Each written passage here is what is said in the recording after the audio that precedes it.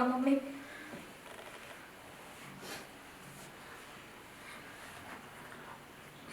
હા બોલ. Hello mummy, Damini બોલું. દામિની, તારી સાથે કોઈ વાત કરવા નથી માંગતી. તારા પપ્પા બહાર ગાર્ડનમાં બેઠા છે. જો એ વાત સાંભળી જશે ને તો પાછી ઘરમાં કોઈ મગજમારી ઊભી કરશે. તો ફોન મૂકી દે. હું તારી સાથે કોઈ વાત કરવા નથી માંગતી. મારી વાત સાંભળો ભાઈ. પણ દામિની, તને ખબર છે પહેલા પણ તારા પપ્પાને કીધું હતું ને તો એને આખું ઘર માથે લીધું હતું. હું નથી ઈચ્છતી કે તારા કારણે ઘરમાં કોઈ મગજમારી થાય. ફોન મૂકું છું દામિની. મને મદદની જરૂર છે મમ્મી, પ્લીઝ. મદદની? ફોન નહીં મૂકતા, મને તમારા મદદની જરૂર છે. હા બોલ, શું મદદની જરૂર છે અને હું તારી શું મદદ કરી શકું? મમ્મી પ્લીઝ મને અહીંયાથી લઈ જાઓ.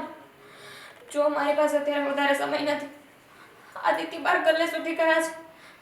ત્યાંથી પાછા આવે ને એની પહેલા પ્લીઝ મારી વાત સાંભળી લો. પણ જો એને ખબર પડશે ને કે મેં તમને ફોન કર્યો છે કે તમને કોઈ વાત કરી છે તો ફરીથી મારા પર હાથ ઉપાડશે. શું? દામિની, કુમાર તને આટલું બધું હેરાન કરે છે કે મારે છે? ભૂલ થઈ ગઈ છે મારાથી. કહ્યું હતું ને કે તું આ પગલું ન ભર. જો આ પણ શું કરું? હું તારી શું મદદ કરી શકું? પણ એક કામ કર. હા, જે હોય તે, પણ તું અત્યારે ગમે તેમ કરીને તું ઘરે આવતી રહી અહીંયા. મમ્મી હું કેવી રીતે આવું? આદિત્ય મને ઘરની બહાર નથી નીકળવા દેતા, નથી કોઈની સાથે વાત કરવા દેતા. પણ અત્યારે મોકો છે જ ને. અત્યારે મોકો છે. આદિત્ય કુમાર બહાર ગયા છે ને દુકાને, તો એ મોકાનો ફાયદો ઉઠાવીને ત્યાંથી નીકળી આવ. બધું જ મૂકી દે. બધી ચિંતા મારા પર છોડી દે. તારા પપ્પાને હું સમજાવી લઈશ. મમ્મી મારાથી બહુ મોટી ભૂલ થઈ ગઈ. ખોટા વ્યક્તિને પ્રેમ કરીને એની સાથે લગ્ન કરી લીધા. મેં તમને કહ્યું હતું ને કે આદિત્ય દારૂ પીવે છે.